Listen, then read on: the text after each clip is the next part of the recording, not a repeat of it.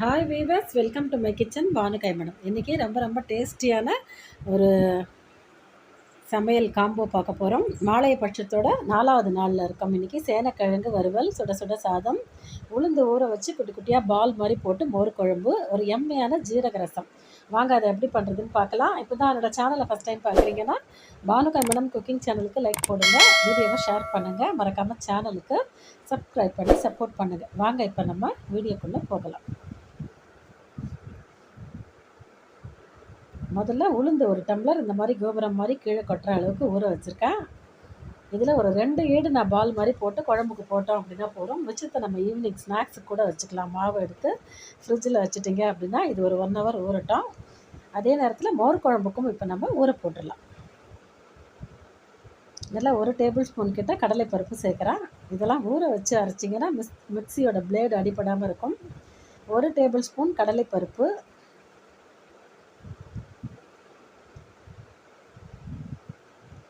1 teaspoon ஜீரகம்,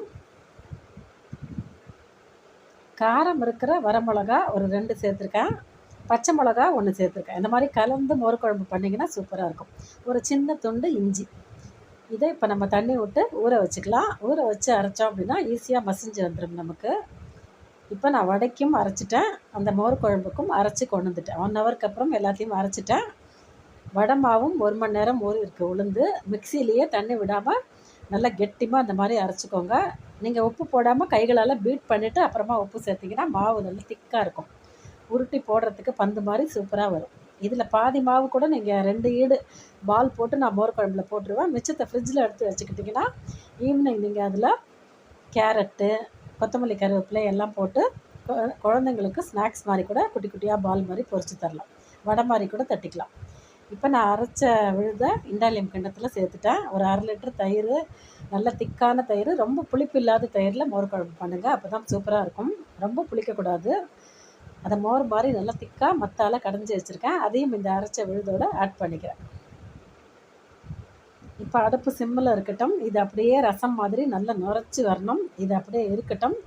அதுக்குள்ளே அந்த பக்கம் ஸ்டவ்வில் நான் எண்ணெய் வச்சுருக்கேன். நம்ம குட்டி குட்டி பால்களாக இந்த உளுந்த மாவை பொரித்து கொண்டு வந்துடலாம்.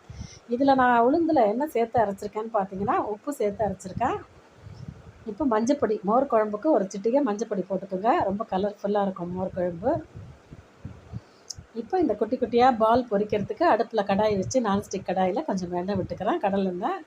இந்த வடை மாவில் நான் என்ன சேர்த்து அரைச்சிருக்கேன்னு பார்த்தீங்கன்னா உப்பு சேர்த்துருக்கேன், ஒரே ஒரு சின்ன பச்சை மிளகா சேர்த்துருக்கேன், அவ்வளோதான் சேர்த்து அரைச்சிருக்கேன். காரத்துக்கு வேறு எதுவும் சேர்க்கலை அந்த மாவில். இப்போ தண்ணி வச்சுக்கிட்டு பக்கத்தில் நல்லா குட்டி குட்டி பால்களாக போடுங்க. ஈரத்தில் தொட்டு தொட்டு குட்டி குட்டியாக போட்டிங்க. ஒரு வெள்ளை சீடை பெருசு போட்டிங்க அப்படின்னா இது மோர் குழம்புல ஊறின பிறகு நல்லா பெருசாக வந்துடும். குட்டி குட்டியாக குலோப் ஜாமுன் மாதிரி போடுங்க. அந்த மாதிரி போட்டிங்கன்னா குழம்புல போட்டோன்னா நல்லா ஊறி பெருசாகிடும். அதுக்கு தான் நான் அந்த மாதிரி குட்டி குட்டியாக பொரிக்கிறேன். இதை வடை மாதிரி கூட போடலாம். ஆனால் வடை மாதிரி போடுறத விட இந்த மாதிரி எனக்கு போடுறது தான் ஈஸியாக இருக்குது எனக்கு. அதனால் இந்த மெத்தடில் தான் நான் வந்து மோர் குழம்பு பண்ணுவேன். சில பேர் வடை மாதிரி தட்டி போடுவாங்க. அப்படி போடுறத விட நீங்கள் எப்படி போட்டு பாருங்கள், சூப்பராக இருக்கும். இப்போ 2 ஈடு நான் வந்து குட்டி குட்டியாக பால் மாதிரி பொரிச்சிட்டேன் உளுத்த மாவை. இப்போ மோர் குழம்புக்கு தேவையான உப்பு போட்டேன். இன்னும் ஒரு 10 நிமிஷத்தில் அந்த மோர் குழம்பு நல்லா நுரைச்சி கொதிக்க ஆரம்பிக்கிறதுக்கு முன்னாடி அடுப்பை ஆஃப் பண்ணிவிடுங்க. நல்லா நுரைச்சி வரும். நான் உங்களுக்கு காமிக்கிறேன். இப்போ கொஞ்சமாக கருவேப்பிலை போட்டிருக்கேன் மேலே. இப்போ இந்த பால்களை அப்படியே சுட சுட அந்த மோர் குழம்புல சேர்த்துருங்க. நல்லா ஒன்று போல் கிளறி விட்டுட்டு மோர் குழம்பு நுரைச்சி வந்தோன்னே ஆஃப் பண்ணிடணும். இப்போ நான் மோர் குழம்பு நுரைச்சி வந்து ஆஃப் பண்ணிட்டேன். அதில் பாலையும் சேர்த்துட்டேன். இப்போ தேங்காய் எண்ணெய் வச்சு கடுகு தாளித்து கொட்டிங்கன்னா ரொம்ப சூப்பராக இருக்கும். தேங்காய் எண்ணெயில் கடுகு தாளித்து கொட்டுங்க. ஒரே ஒரு காஞ்ச மிளகா கிள்ளி தாளிங்க. நல்லாயிருக்கும், பார்க்குறதுக்கும் வாசனையாகவும் இருக்கும். இப்போ பெருங்காயம், தூள் பெருங்காயம் நல்லா தாராளமாக உண்டுன்னு எண்ணெயில் தாளித்து கொட்டிக்குங்க. அவ்வளோதான், மோர் குழம்பு ரெடி. தாளிப்பு செஞ்சிட்டோம் அப்படின்னா நம்ம மோர் குழம்பு. உளுந்து வந்து வடை மாதிரியும் போடலாம், அந்த மாதிரி குட்டி குட்டியாக பால் மாதிரியும் போடலாம். நான் பால் மாதிரி போட்டிருக்கேன். இந்த மாதிரி செஞ்சு பாருங்கள், ரொம்ப சூப்பராக இருக்கும். குழந்தைங்க நல்லா விரும்பி சாப்பிடுவாங்க. இப்போ மோர் குழம்பு சூப்பராக ரெடியாக இருக்குது. இது ஊறினோன்னா குழம்பு திக்காகிடும், பால் வந்து நல்லா பெருசு பெருசாக ஆகிடும். அதுக்கு தான் நான் உங்களை குட்டி குட்டியாக போடுங்கன்னு சொன்னேன். குழம்பு சூடாக இருக்கும்போது போட்டுருங்க, அப்போ சீக்கிரமாக ஊறி வந்துடும் உங்களுக்கு. அடுத்தது ஈச்சம்புல ஒரு ஜீரக ரசம் பார்க்கலாம். இதை வந்து திடீர் ரசம். ஜீரா ரசம், மிளகு ஜீரக ரசம் அப்படின்னு சொல்லுவோம். வீட்டில் வந்து திடீர்னு உடம்பு சரியில்லை, யாருக்காவது ஜுரம் வந்துருச்சு, தலை பாரமாக இருக்குது, நீர் கோத்துருக்கு, சைனஸ் ப்ராப்ளமாக இருக்குது, சளி பிடிச்சிருக்கு அப்படின்னா இந்த ரசம் தான் நான் வைப்பேன். நீங்களும் செஞ்சு பாருங்கள். இந்த கிளைமேட்டில் ரொம்ப சூப்பராக இருக்கும். புளி தண்ணி கொஞ்சமாக ஒரு சின்ன நெல்லிக்காய் சைஸ் புளியை கரைச்சி எடுத்துக்கிட்டேன். அந்த புளி தண்ணியில் 2 பழுத்த தக்காளி சேர்த்துருக்கேன். இப்போ இதில் கொஞ்சமாக கருவேப்பிலை, கொஞ்சமாக கொத்தமல்லி. இந்த ரசத்துக்கு நான் ரொம்ப கொத்தமல்லி போட மாட்டேன். கருவேப்பிலை அதிகமாக போடணும், கொத்தமல்லி கொஞ்சமாக போட்டுக்கோங்க சும்மா வாசனைக்கு. இதை கைகளால் இந்த மாதிரி நல்லா கசக்கி விட்டுருங்க, நல்லா மசிய பசிஞ்சு விடுங்க. இந்த மாதிரி கையால் நம்ம கரைக்கும் போது தான் அந்த ரசம் வந்து ரொம்ப டேஸ்ட்டாக இருக்கும். நீங்கள் இதே மாதிரி செஞ்சு பாருங்களேன்.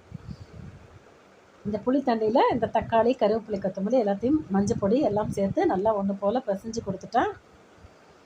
இதை அடுப்பில் வச்சு ஒரு 5லேருந்து 8 நிமிஷம் நல்லா கொதிக்கட்டும். இப்போ ஒரு கட்டி பெருங்காயம் உள்ளே போடுறேன். கண்டிப்பாக கட்டி பெருங்காயம் ரசத்துக்கு போடுங்க, ரசம் வாசனையாக இருக்கும். எப்போவுமே ஈயச்சொம்பு வச்சு நீங்கள் சமைக்கும்போது சிம்மில் தான் சமைக்கணும், ரொம்ப ஹை ஃப்ளேமில் குக் பண்ணக்கூடாது. இப்போது ரசத்துக்கு அரைக்கலாம். 2 காரம் இருக்கிற காஞ்ச மிளகா, 1 டீஸ்பூன் துவரம்பருப்பு, 1 டீஸ்பூன் மிளகு. நான் காரத்துக்கு மிளகா வச்சுருக்கிறதுனால மிளகு 1/2 ஸ்பூன் இல்லைனா 3/4 ஸ்பூன் இருக்கும் சேர்த்துருக்கேன். 1 டீஸ்பூன் சீரகம். ஜீரகம் நல்லா உண்டுன்னு தாராளமாக வைங்க. இந்த ஜீரக ரசத்துக்கே பார்த்தீங்கன்னா மிளகு வந்து கம்மியாக இருக்கணும், ஜீரகம் வந்து அதிகமாக இருக்கணும், அப்போ தான் சூப்பராக இருக்கும். ஒரு ஆறுக்கு கருவேப்பிலை, எல்லாத்தையும் கொஞ்சமாக தண்ணி விட்டு கரகரன்னு நடத்தி எடுத்துகிட்டு வந்துடுங்க. இப்போ ரசம் வந்து ஒரு 8 நிமிஷமாக கொதிச்சிட்ருக்கு.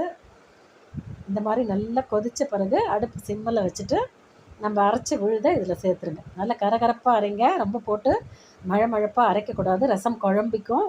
ரசம் தெளிவாக இருக்கணும் அப்படின்னா கரகரப்பாக தான் நீங்கள் அரைக்கணும் சாமான்களை. இந்த ரசத்துக்கு தேவையான உப்பு, எப்போவுமே உப்பு கடைசியில் சேருங்க, அப்போ தான் ரசம் கடுக்காமல் சூப்பராக இருக்கும். கண்டிப்பாக இந்த மிளகு ஜீரக ரசம் யாருக்காவது ஜுரமாக இருக்குது, தலைவலி, கோல்டு, இருமல், சளி பிடிச்சிருக்குன்னா இந்த ரசம் செஞ்சு பாருங்கள். இதை சாப்பிட்டு கொஞ்சம் நேரம் படுத்திங்கனாலே கலகலன்னு ஆகிடும், உடம்பு நல்லா வேர்த்து விட்டுரும், தலை பாரம்லாம் உடனே சரியாயிடும். கண்டிப்பாக இந்த ரசத்தை இதே மாதிரி நீங்களும் ட்ரை பண்ணி பாருங்கள். இப்போ ரசம் வேணுங்கிற அளவு நான் விளாவி இருக்கேன் தண்ணி விட்டு. ரசத்தை அந்த மாதிரி விளாவின பிறகு இது நல்லா திருப்பி நுரைச்சி வரணும். நுரைச்சி வந்ததுக்கப்புறம் நெய்யில் கொஞ்சமாக கடுகு, கொஞ்சமாக கருவேப்பிலை தாளித்து கொட்டினீங்கன்னா ஜீரா ரசம் சூப்பராக ரெடி ஆகிடுச்சு. இப்போ ரசம் நுரைச்சி வரட்டும். இந்த பக்கம் நான் தாளிக்கிற கரண்டியில் ஒரு சொட்டு நெய் விட்டுருக்கேன், கொஞ்சோண்டு கடுகு போட்டிருக்கேன். வெடித்தோன்னா ரசத்தில் சேர்த்துருங்க, அவ்வளோதான். ரசத்துக்கு தாளிப்பு செஞ்சாச்சு. இதை நெய்யில் தாளிச்சிங்கன்னா ரொம்ப வாசனையாக இருக்கும். நெய் வாசனை பிடிக்காதுங்கிறவங்க எண்ணெயில் கூட நீங்கள் கடலை எண்ணெயில் தாளிச்சிக்கலாம். இப்போ ஜீரக ரசம் சூப்பராக ரெடியாக இருக்குது.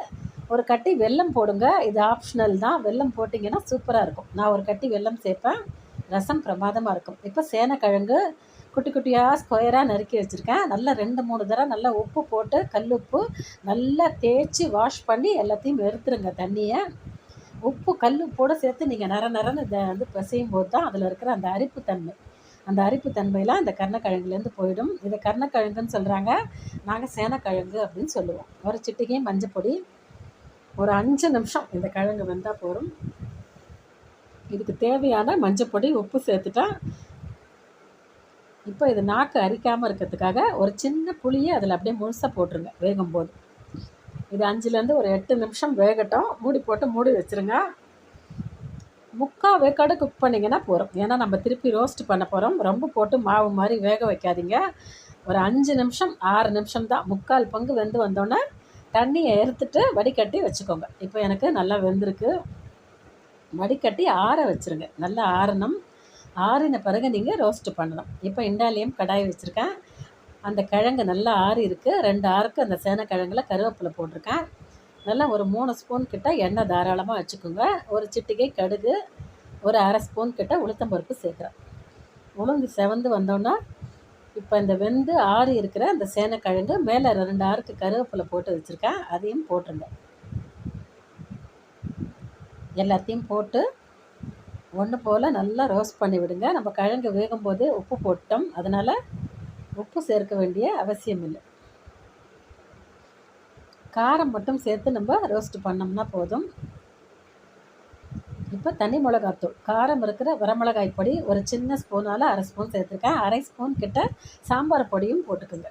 எல்லாருக்கிட்டும் இருக்க பாருங்கள், குழம்பு மிளகாய் தூள், சாம்பார் பொடி, அதில் 1/2 ஸ்பூன் ஒரு சிட்டிகை காரப்பொடி போட்டுக்குங்க. 2ம் சேர்த்து நீங்கள் ரோஸ்ட்டு பண்ணிங்க அப்படின்னா இந்த மாதிரி ரோஸ்ட்டு கறிலாம் பிரமாதமாக இருக்கும். இது ஒரு 5லேருந்து 6 நிமிஷம் அப்படியே சிம்மிலேயே வச்சு நல்லா கிளறி கொடுத்து தோசை திருப்பியால் நல்லா மொறுன்னு வறுத்து எடுத்திங்கன்னா ஜம்முன்னு இருக்கும் இந்த சேனைக்கிழங்கு.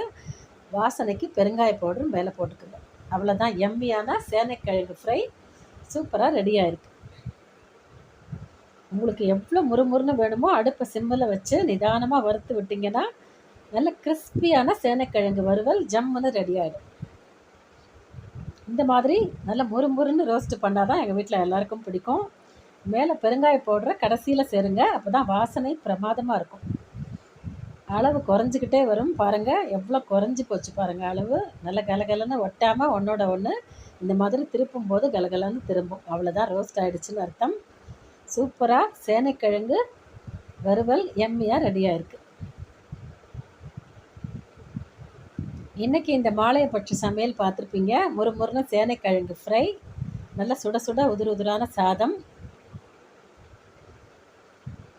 பால் மாதிரி உளுந்து போண்டா போட்டு மோர் குழம்பு, ஜீரக ரசம், சுட சுட சாதம். காக்காய்க்கு வச்சுட்டு நம்ம சாப்பிட வேண்டியதான். டெய்லி இந்த 15 நாளும் குளிச்சுட்டு சமைச்சு காக்காய்க்கு வச்சிங்க அப்படின்னா நமக்கு ரொம்ப புண்ணியம், பித்ருக்களோட ஆத்மா சாந்தி அடையும். இந்த வீடியோ பிடிச்சிருந்தா பானுகை மேடம் சேனலுக்கு லைக் போடுங்க, ஷேர் பண்ணுங்கள், சப்ஸ்கிரைப் பண்ணிக்கோங்க. தேங்க்ஸ் ஃபார் வாட்சிங்.